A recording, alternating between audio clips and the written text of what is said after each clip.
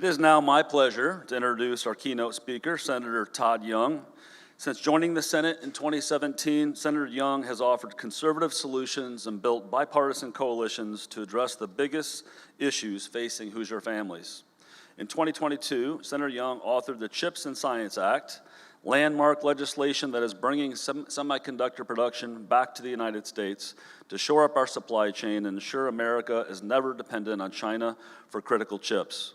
Senator Young graduated from the United States Naval Academy with honors in 1995 and accepted a commission in the U.S. Marine Corps. In 2000, he was honorably discharged from the Marine Corps as a captain. While serving in the Marines and working as a business consultant, Senator Young earned an MBA and his law degree.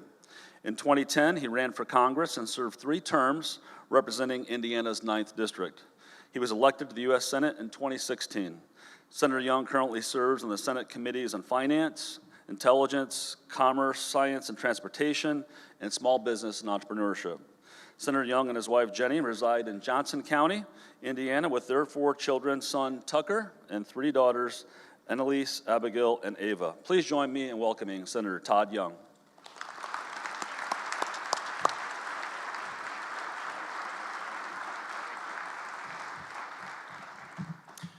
Good morning. We visit this morning in America's most manufacturing-intensive state, in the most creative country in the history of the world.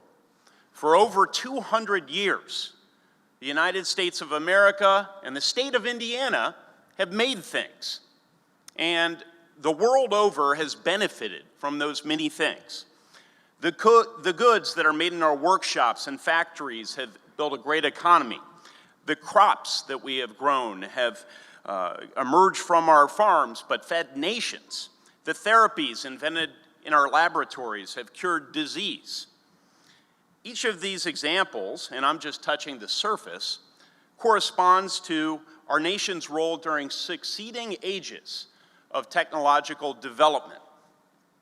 From the ages of steam to space to the internet, when revolutions of human ingenuity have begun, Americans have led. And we're called to do so once again today. Today, we are already in the midst of a new age, an age of artificial intelligence, and that's what I'll be discussing today. Because this technology, if allowed to flourish and if employed wisely and appropriately, can help grow our nation's prosperity, increase its security, and help our people lead fuller lives. Now, to understand the potential of AI in context, we need to look back on the lot of humanity in the years before the Industrial Revolution. For most of history, grinding poverty was the defining characteristic of the time. But over the last 300 years, material conditions have improved markedly. Astoundingly, the gross world product has grown almost 100-fold just since 1820, and almost 200-fold since the beginning of the Enlightenment, start of the 18th century. So what's led to this astronomical increase in human improvement, human welfare? As the psychologist Steven Pinker has put in his book, Enlightenment Now, for those looking for something to add to your reading list, it's several years old, but I'd recommend it. Pinker writes, the application of science to the improvement of material life is responsible for this abundance. And in the span of time since the beginning of the industrial age, just a ripple of time in a geological sense, we've made much more than just material gains, I would argue. Humans have made incredible progress, for example, in curing disease, understanding the world around them, and unlocking ancient mysteries. 2 examples are relevant to the state of Indiana. In roughly the same half-century, scientists developed and manufactured in our state a treatment for diabetes, while astronauts, many of them emerging from Indiana and trained here in Indiana, traveled to the cosmos. The pace of innovation, though, will pale in comparison to what could unfold in this age of AI. Imagine harnessing the power of AI to cure cancer or diabetes or other diseases that have afflicted mankind for generations. Imagine harnessing the power of AI to literally solve traffic by combining the amazing power of artificial intelligence, smart city technology with autonomous vehicles. Imagine harnessing the power of AI so that every child on the face of the earth can have a high-quality, individualized tutor so that they can play a meaningful part in growing this hyper-dynamic, hyper-globalized economy. Now, we shouldn't hesitate to be this optimistic about the possibilities of AI. But we should also remember that the capacity for a technology to do good is dependent on the values of those who develop the technology and who employ it. That's why it's essential for America to leave its imprint, the values that are embedded within the Declaration of Independence, the Enlightenment values on which this nation was founded. That imprint needs to be in the artificial intelligence technologies that are being developed today and that will be developed tomorrow. Now, if we fail to do this, some other and likely hostile nation will shape AI according to its own principles. And its principles really aren't principles, they're the law of the jungle. In this scenario, it will be used to divide and harm free societies rather than make them more prosperous and secure. In hands other than America's, AI could usher in an era of unchecked surveillance, rampant censorship. It could be fashioned into propaganda to spread division among American citizens that will pale in comparison to what we see on social media today and eliminate what little trust is still left in many of our public institutions. It could be used to trigger the use of autonomous vehicles here in America's homeland and in other locations. Of course, we want to avoid that. Just as we were unwilling to stand by just a couple of generations ago and let the Soviet Union place its flag on the moon, so too we must not allow the Chinese Communist Party to brand this technology in this age with its own standard. And the course we set now will determine in the decades to come if this age of AI will be one of peace among nations, prosperity widely felt, or instead an age of chaos, an age of destruction, and the supremacy of authoritarians. I really believe this much is at stake. Will this technology assist free men and women in elevating the human condition, or will it be a weapon used to further the ambitions of malign regimes? It's a bit heady over coffee, isn't it? But it's worth considering because we are already in this age. Because the stakes are so high and American leadership is so crucial, in a time of political polarization, AI is a cross-party issue in Congress. It oftentimes seems that there are none left, but at least so far, this issue has not been politicized.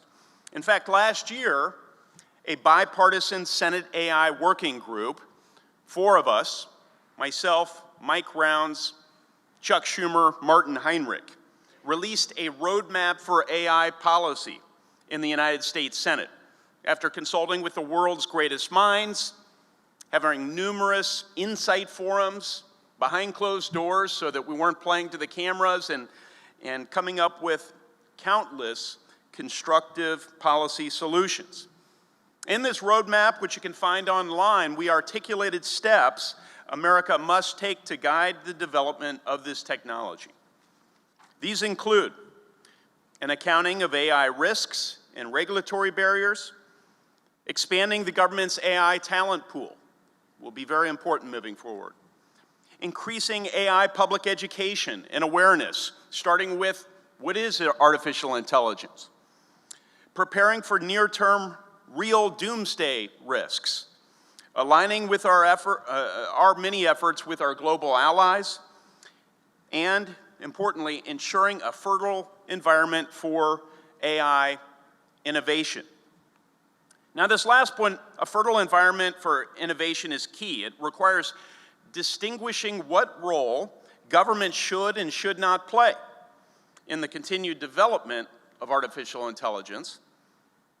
Let me submit, government should establish standards, starting with voluntary standards, establish standards to encourage the harvesting of non-sensitive data to train AI systems and help us make better decisions in our daily lives. Government should do that.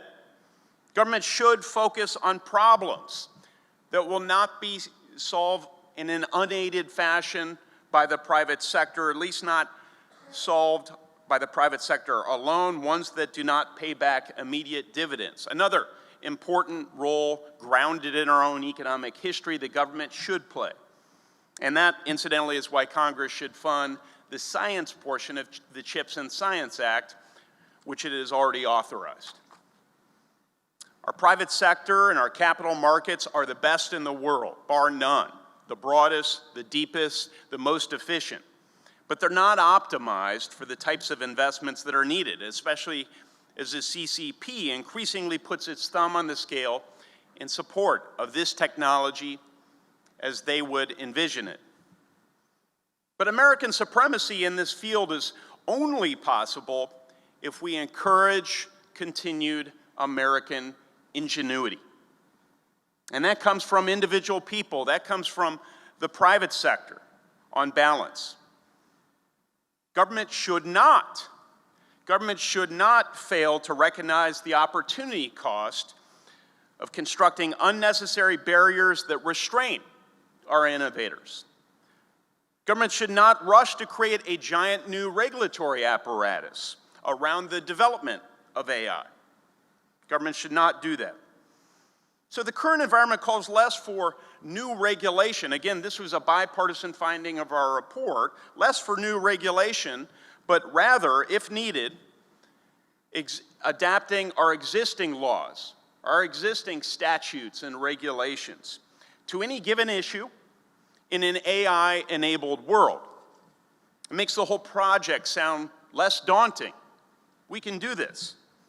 Now, if the answer is no, we should have a robust discussion about what steps should be taken to fill any gaps in our existing laws.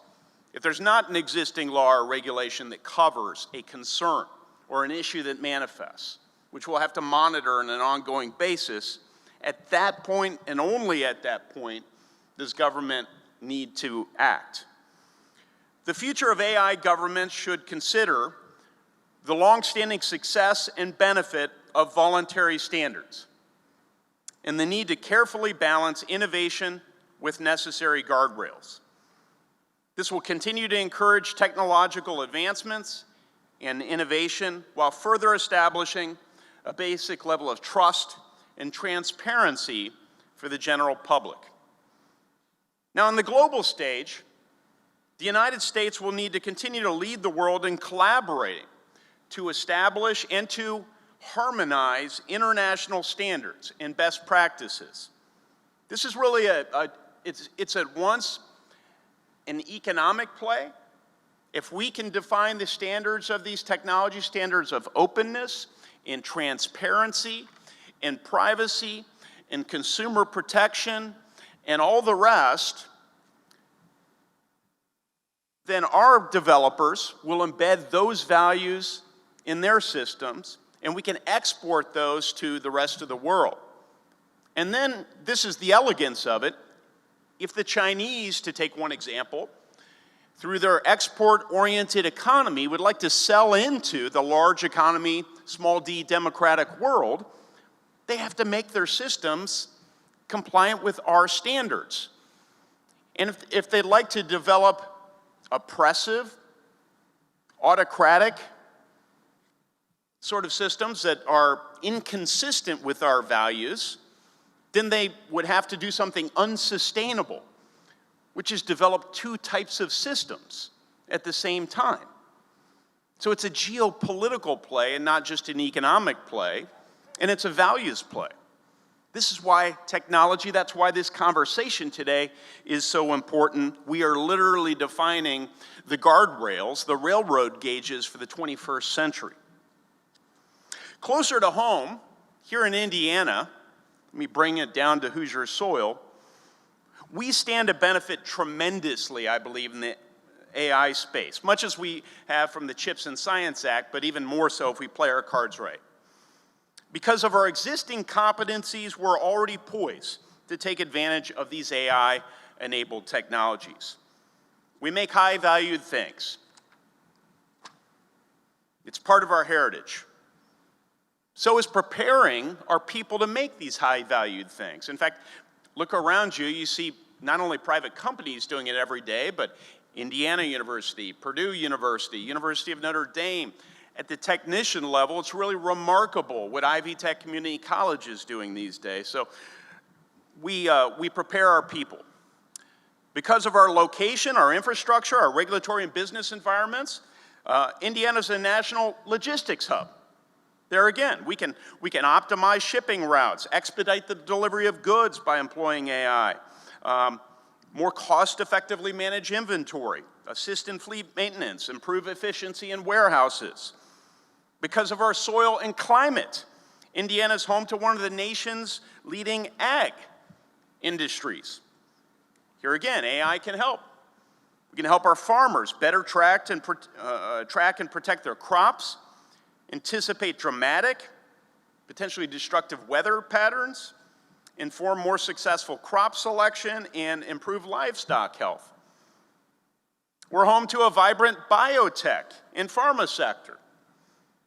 AI enables our drug researchers to study wide swaths of genetic data, develop medicines with greater speed, improved efficacy, fewer side effects, and we can more effectively organize clinical trials, all with AI. AI will benefit our training of young people from admissions into new programs to assignments, or benefit teachers and their students immensely, preparing workers to succeed in what we're told is an unmanageable, sometimes disruptive labor environment to come, not if we prepare now. I don't accept that fatalistic view. So in closing, I think we understand, at least we have teased out the broad outlines of what is necessary for Indiana and for the United States to thrive, for us to succeed at the public and private sectors in this AI-enabled future. We know the rewards of doing so. We are clear-eyed about the dangers of failing to prepare, failing to have a plan, and failing to act, frankly, as I prepare to head back to Washington later today. We must act. And if we look back over the past 2 centuries, I'll close with this. We see 2 constants. One is the rapid development of transformative technologies, and the pace of tech development is just quickening. The more we learn, it's sort of a parabolic curve. And 2, our nation's leadership has consistently guaranteed that these new creations, these new technologies are animated by our values, and they advance our interests of our people and our allies. So I see no reason to believe that this history will be any different, especially as I look around this room, look at all these smart, hardworking leaders. I think we're in good hands. Thank you, Nate. God bless.